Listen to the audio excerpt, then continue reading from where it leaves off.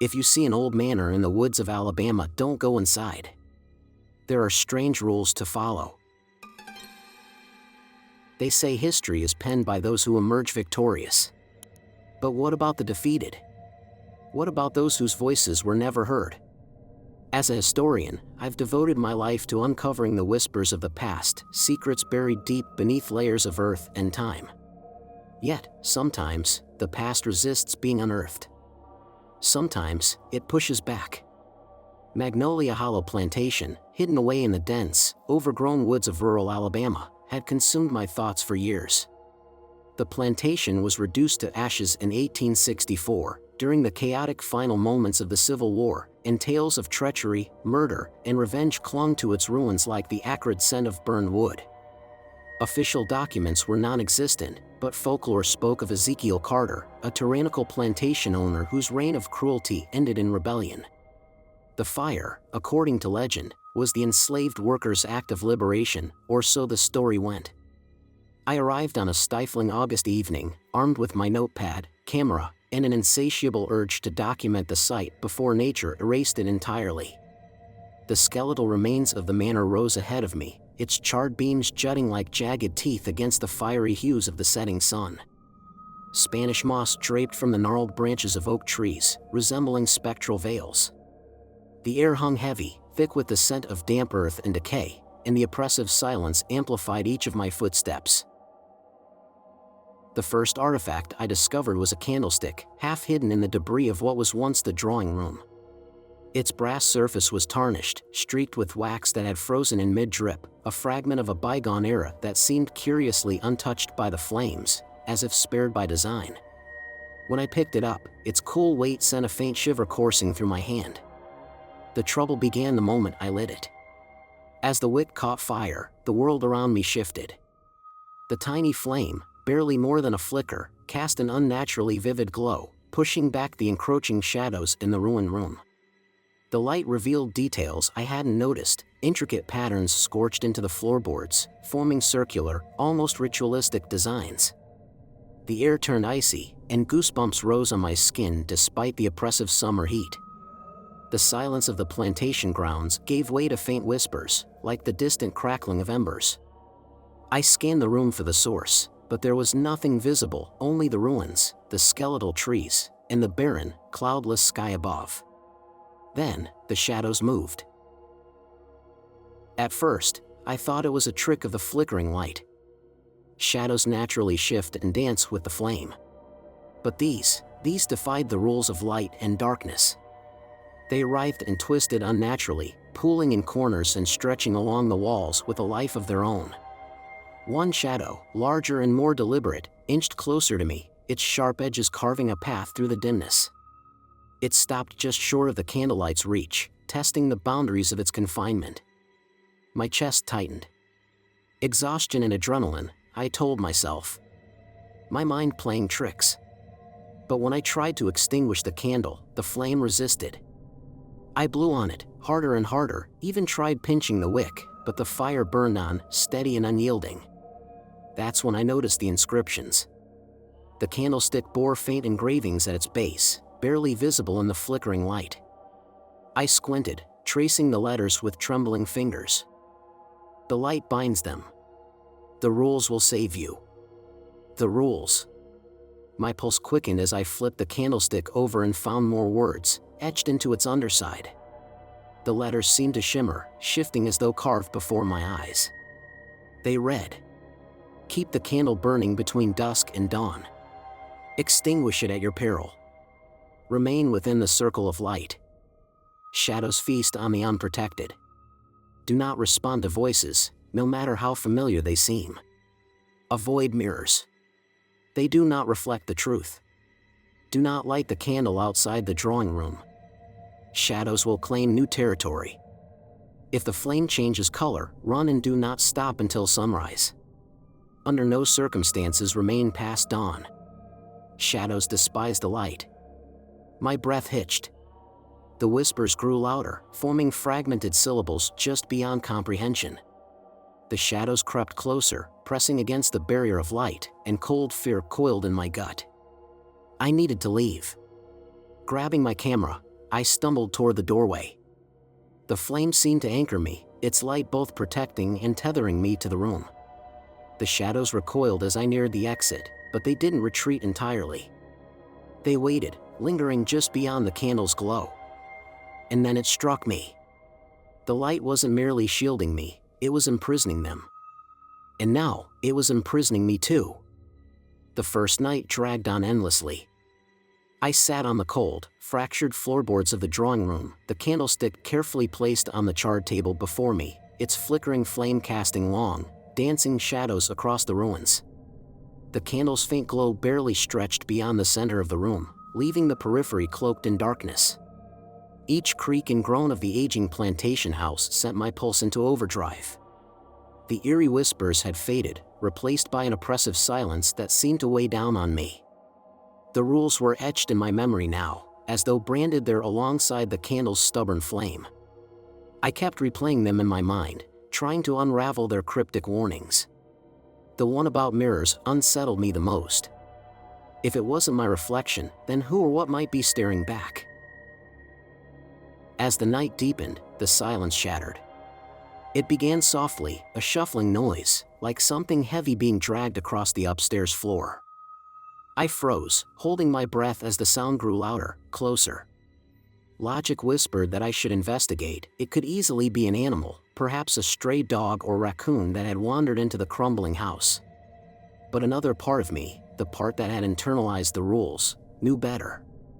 The dragging sound morphed into deliberate footsteps, stopping at the top of the grand staircase just outside the drawing room. I could feel a presence lingering there, watching and waiting. My fingers gripped the edge of the table so tightly that splinters dug into my palms. The flame flickered once, casting distorted shadows on the walls, but it remained steadfast. I recalled Rule 3, never respond if you hear a voice. Then I heard it. Abigail, the voice whispered, faint and strained but unmistakable. It was my mother. I hadn't heard her voice in years, not since she had passed peacefully in her sleep. The sound gripped me, pulling at my very soul. Abigail, it called again, closer this time. It sounded as though she stood just beyond the doorway, hidden from view but undeniably near. My body moved without conscious thought, drawn toward the voice. But as my foot breached the edge of the candlelight's circle, an icy chill enveloped me. It was instantaneous and jarring, like plunging into freezing water. I stopped abruptly, my breath catching in my throat. A shadow darted at the edge of my vision, rushing toward me, only to halt as the candlelight flared slightly. My heart thundered in my chest as I stepped back into the circle, the warmth returning just as swiftly. Whatever lurked in the shadows couldn't reach me within the protective glow. Still, the voice persisted. It murmured fragments of my childhood, recounting bedtime stories my mother would tell when I was ill. It laughed softly, mimicking the sound she made when catching me sneaking cookies. It even hummed the lullaby she used to sing during thunderstorms. Tears pricked my eyes as every instinct screamed for me to run to her, to embrace her, but the rules held me captive. Eventually, the voice faded, replaced by the suffocating silence once more. Trembling, I sank back into my seat, my gaze fixed on the flickering flame. Outside the circle, the shadows writhed with frustration, restless and unsatisfied. I didn't sleep that night. By the time dawn's pale light seeped through the grimy windows, I was drained, my nerves frayed to the edge. Blowing out the candle, I extinguished its protective glow. For a fleeting moment, I thought I saw something, tall, hunched, and retreating into the shadows. The second day offered no solace. As the sunlit morning spilled through the broken shutters, I dared to explore the upper floor. The rules mentioned nothing about daylight, and I naively assumed I was safe. Each step on the staircase elicited groans, small puffs of soot rising with every movement. I kept my gaze fixed downward, refusing to look at the crooked mirror on the landing. Rule 4 had been unambiguous: avoid mirrors unless the candle is lit. The upstairs was a chaotic mess of decaying furniture, rotting beams, and water-stained wallpaper peeling in grotesque strips. Most rooms were barren save for splintered bed frames and brittle piles of paper. But one room at the hall's end drew my attention. The door stood ajar, hinting at what appeared to be a study. Against my better judgment, I nudged it open. Compared to the rest of the house, the study was remarkably well preserved. A thick layer of dust covered the desk, but it remained upright, and the bookshelves lining the walls seemed to have withstood the test of time. What seized my attention immediately, however, was the portrait hanging above the fireplace. It dominated the wall, the intricate frame's edges blackened by soot.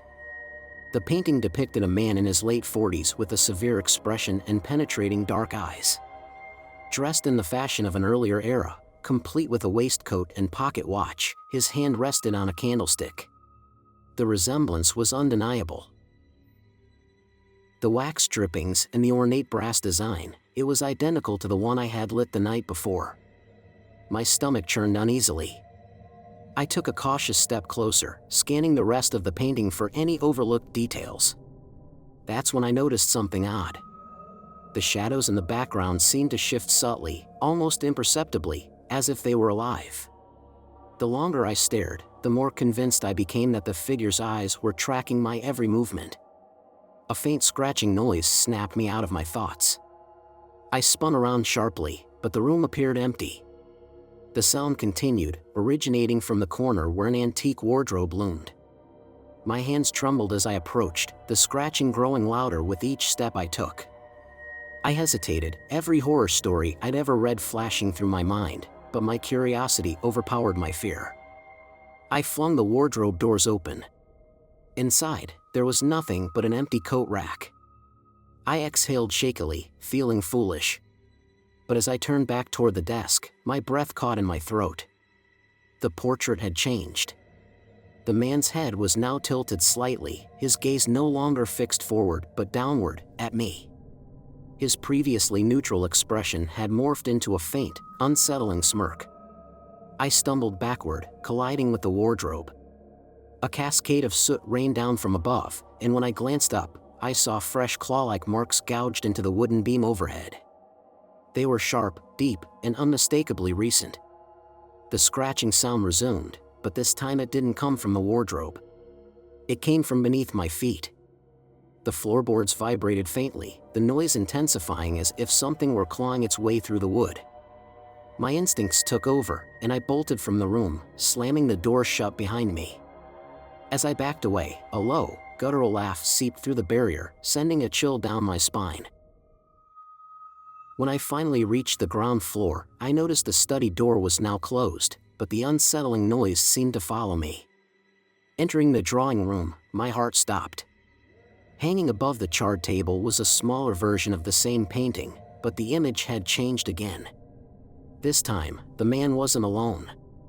In the dim shadows behind him, the faint outline of a woman emerged. Her features were indistinct, but I recognized the silhouette of her dress. It was mine. I spent the rest of the afternoon pacing the ground floor, trying to rationalize what I had seen upstairs. Stress-induced hallucinations, I told myself. The house, practically a mausoleum, was playing tricks on me. The air reeked of mildew, charred wood, and something faintly metallic, like blood. My nerves were shot, but I clung to Rule 2, always light the candle after sunset. Shadows must remain confined. As the sky shifted to hues of amber and crimson, I resigned myself to the night's routine. Retrieving the candlestick from its perch on the charred table, I struck a match. The wick ignited instantly, the flame flaring unnaturally high before settling into a steady, bluish glow. I forced myself not to think about how the surrounding shadows seemed to recoil from its light. Placing the candle on the mantel, I settled into the drawing room, notebook in hand. Writing offered a flimsy distraction, but every scratch of the pen seemed unnervingly loud, echoing off the cracked plaster walls. The silence in the house was suffocating, broken only by the occasional groan of old wood or the faint rustle of leaves outside. Then, I smelled it. Wax. The scent was sharp, almost cloying, its intensity overwhelming. I looked up at the candle on the mantel. Its flame remained steady, yet a thick pool of wax had gathered at its base, dripping steadily down the candlestick. The wax wasn't translucent as I expected. Instead, It was a deep crimson, viscous, and unsettlingly similar to blood. Leaning closer, my pulse thundered in my ears.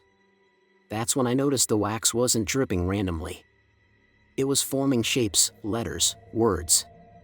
"Don't look away." The message was chillingly clear, but it only deepened the mystery. My eyes darted around the room, desperate for answers. That's when I saw them, the shadows. They were moving. Not flickering with the candlelight, but shifting deliberately, purposefully, like sentient beings. One shadow stretched across the floor, reaching toward the room's far corner. Another clung to the ceiling, pulsating rhythmically, like a heartbeat. Panic gripped me, and I couldn't breathe. My instincts screamed at me to flee, but the rules echoed in my mind. The candlelight keeps them confined. Stay in its glow. A sudden, heavy thud shattered the silence, and I nearly dropped my notebook. The noise came from the front door. It was deliberate, forceful, as though someone, or something, was knocking. My stomach churned as I approached, every step a battle against the fear clawing at me. The peephole revealed nothing but impenetrable darkness. No stars, no moon, only a void. The knock came again, louder this time, carrying an urgency that made my skin crawl. Whatever was out there was growing impatient. I backed away, my heart pounding, and returned to the drawing room. The candle still burned steadily, but the wax had formed another ominous message: answer it. My mouth went dry. The rules hadn't said anything about the door. Was this some kind of trick? A test of my resolve? I had no time to decide. The knock came a third time, accompanied by a voice, a child's voice, high-pitched and trembling. "Please," the voice pleaded. "I'm lost." My knees nearly gave out. It couldn't be real. It wasn't real.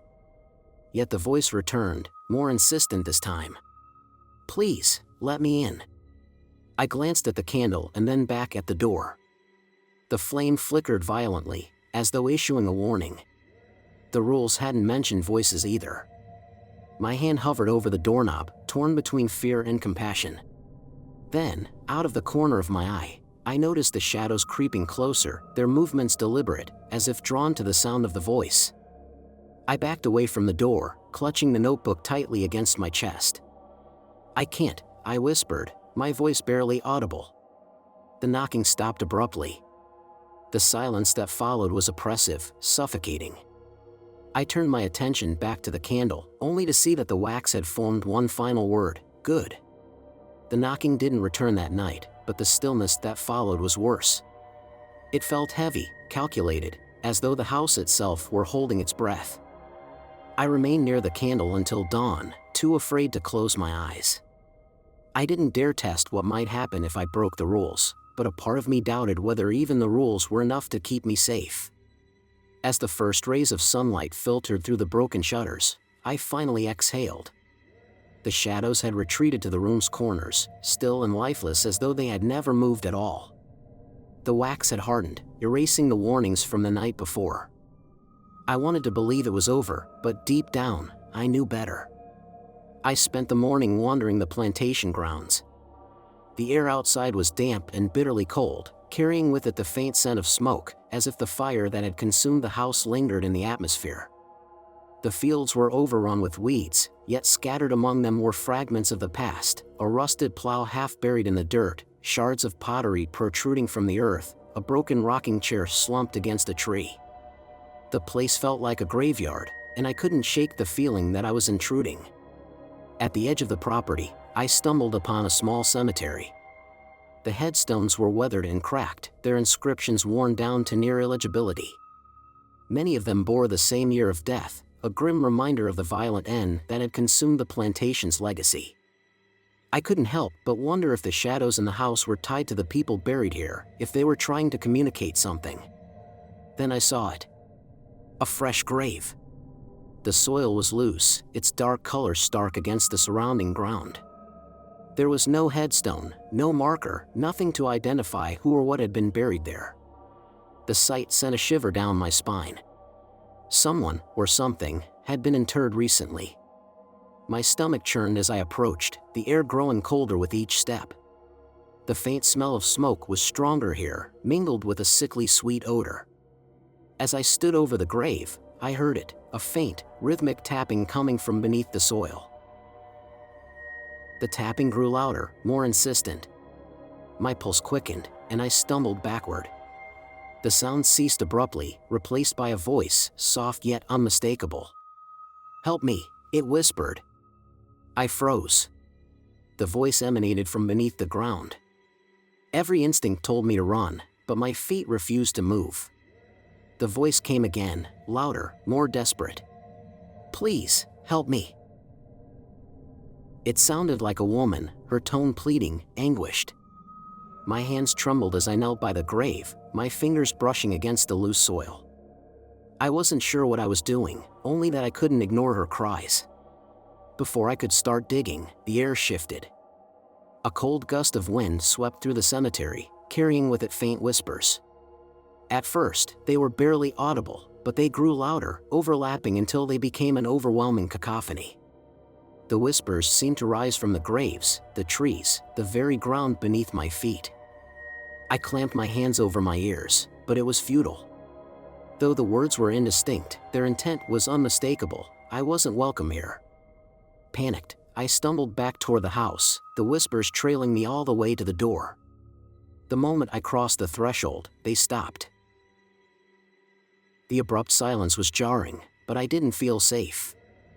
I quickly lit the candle, its flame steady and unwavering, and sat on the floor with my knees drawn to my chest. The shadows in the room seemed to watch me, their presence a constant reminder that I wasn't alone. The wax began to drip again, forming a chilling new message: "You shouldn't have gone out." The room seemed to shrink as the shadows crept closer, pressing against the edges of the light. The air thickened, heavy and suffocating, as though an unseen force sought to smother me. The words etched in the candle's wax lingered in my mind, a stark warning for my mistake. "You shouldn't have gone outside." The message felt personal, a direct admonishment. The shadows seemed angrier now, jittering and writhing on the walls like a swarm of insects.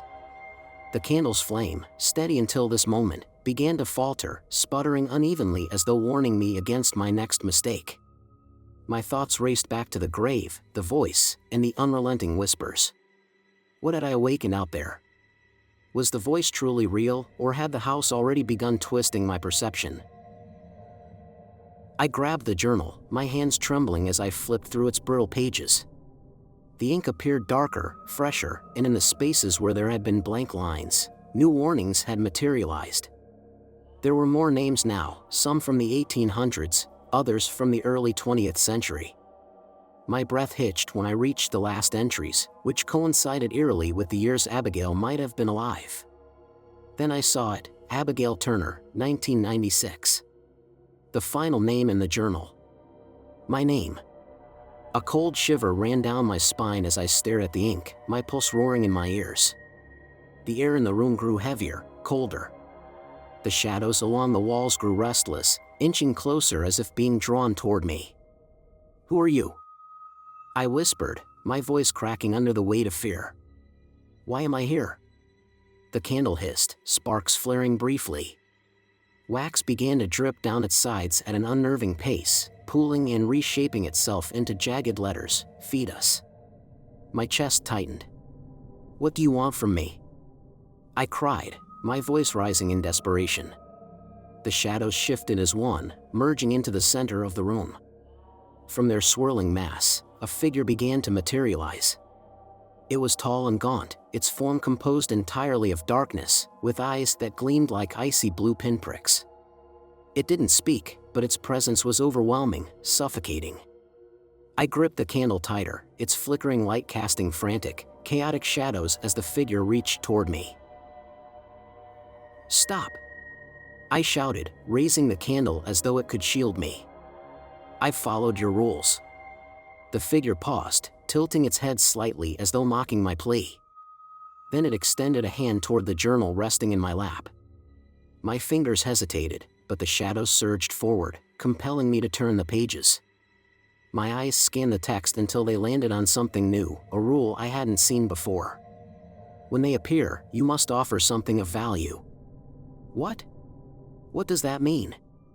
I stammered, my gaze darting between the figure and the journal. The figure's hand remained outstretched, insistent. The shadows rippled around it, impatient and hungry.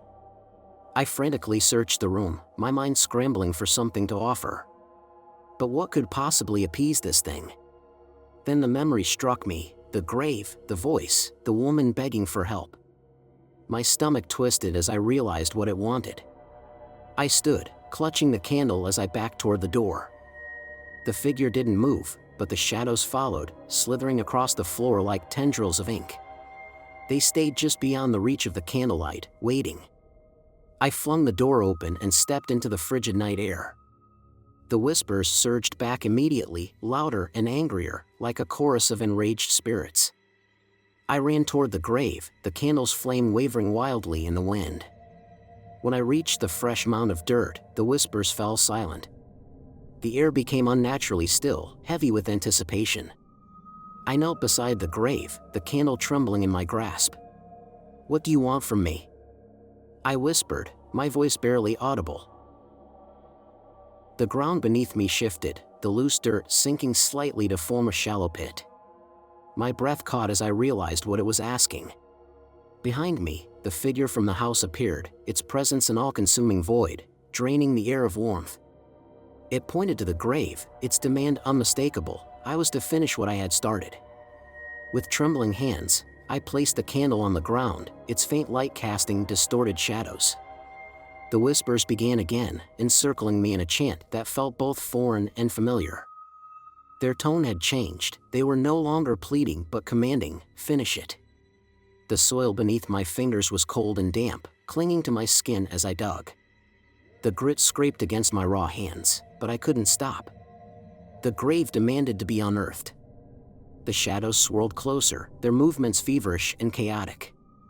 Each handful of dirt brought me closer to whatever lay beneath. After what felt like an eternity, my fingers struck something solid. Wood. My heart pounded as I brushed away the remaining soil, revealing the edges of a small, decayed coffin. The whispers swelled into a deafening roar, their tone frantic and urgent. The figure behind me lifted its hand, and the shadows surrounding it condensed into long, jagged tendrils that hovered menacingly at the edge of my vision. "Is this what you wanted?" I yelled, my voice cracking with desperation. "Why me?" The figure tilted its head slightly, as though amused by my outburst. It gestured toward the coffin and then back to the candle I clutched. The meaning was unmistakable. Whatever rested within the coffin was the offering it demanded. The candle's flame flickered violently, the wax melting unnaturally fast and dripping onto my hand, leaving a searing pain. There was no choice left. I pried open the coffin lid, the decaying wood disintegrating under my hands. Inside, the skeletal remains of a child lay fragile and delicate, draped in torn, weathered fabric. A small silver locket rested atop the bones, its shape identical to the candlestick I had lit inside the house. My stomach turned as the realization hit me. This wasn't just a grave, it was a trap, a sinister snare set for whoever was unfortunate enough to stumble upon it. The figure moved closer, its oppressive presence making it hard to breathe. The shadows stretched out like fingers, their dark forms tugging at the skeleton as if they were puppeteers. I hesitated, tightening my grip on the candle. "What happens if I don't?" I asked, my voice barely above a whisper. The shadows snapped toward me, coiling around my legs and dragging me closer to the coffin. My vision blurred, and for a moment, I wasn't at the grave. I was back in the plantation house, surrounded by flickering shadows and faint, ghostly figures of enslaved workers. The air was thick with the acrid stench of burning wood and seared flesh. Distant screams mingled with the crackling of flames, a haunting symphony of anguish. The shadows forced me to my knees, their icy grip unrelenting. The locket burned in my hand, searing my palm as I clutched it tightly. The whispers crescendoed into a singular command, "Give it to us." My body shook with resistance, but I had no choice. With trembling hands, I placed the locket onto the skeleton's chest. The shadows recoiled momentarily, as if in satisfaction, before surging forward to consume the coffin and its contents. The figure let out a guttural sound, a chilling mix of a laugh and a sigh. The candle's flame erupted in a final, blinding flare before extinguishing completely, leaving me enveloped in pitch-black darkness. The roaring whispers ceased, replaced by an unnerving silence. When I opened my eyes, I found myself lying on the cold ground. The grave was intact, undisturbed, as if I had never touched it. The candle had vanished. In the distance, the house stood ominously, its windows dark and uninviting. My entire body trembled as I stumbled to my feet. The figure was gone, but I could feel its presence lingering. The shadows hovered at the forest's edge, watching, waiting. I walked away, the oppressive silence clinging to me like a second skin. As I neared the property's boundary, the whispers returned, faint and insistent. "Your turn," they said. I don't remember reaching my car. My hands were caked in dirt, my clothes reeking of decay. The plantation house shrank into a silhouette in the rearview mirror, its dark windows gleaming like malevolent eyes in the moonlight. I drove aimlessly, the road stretching endlessly ahead. My mind replayed everything, trying to piece together meaning, but how could I make sense of shadows that moved without light, a locket that burned with intent, or voices that knew my name before I could even speak? Glancing at my hands on the steering wheel, they felt alien, as though they belonged to someone else. My fingers quivered, stained with the earth of a grave I wished I'd never unearthed. The air in the car turned icy. In the rearview mirror, my blood ran cold. The shadows were with me. They clung to the back seat, stretching elongated tendrils across the upholstery. The whispers started softly, growing louder with every passing mile. Then I saw it, the locket. It dangled from the rearview mirror, swinging gently. I had left it in the grave, I was certain of it. Yet, there it was, gleaming and mocking me. "Your turn," the voices said again, this time accompanied by chilling laughter. I slammed on the brakes, the car screeching to a halt. The locket swung violently. I threw the door open and stumbled out into the cold night, gasping for air. The road was deserted, and the forest loomed on either side like silent, watchful sentinels. My headlights illuminated the path ahead, but the shadows poured out of the car behind me, pooling at my feet. I tried to run, but the air grew thick, my legs felt leaden. The shadows slithered closer, curling around my ankles and dragging me backward. I fell, the gravel tearing into my hands. The whispers rose to a cacophony of laughter and commands. I opened my mouth to scream, but no sound emerged. The shadows enveloped me, their touch icy and suffocating. They pulled me toward the car, where the locket gleamed unnaturally in the faint light. Its polished surface reflected a face that wasn't mine. When I opened my eyes again, I was standing in the parlor of the plantation house. The candle was back in my hand, its flame burning weakly. Shadows crowded the room, pressing closer, encasing me. That's when it became clear, Magnolia Hollow's curse wasn't about the house, or the grave, or even the locket. It was a cycle. A relentless loop of torment. The shadows demanded someone to feed their hunger, to suffer their pain, to bear their curse. And now, that someone was me.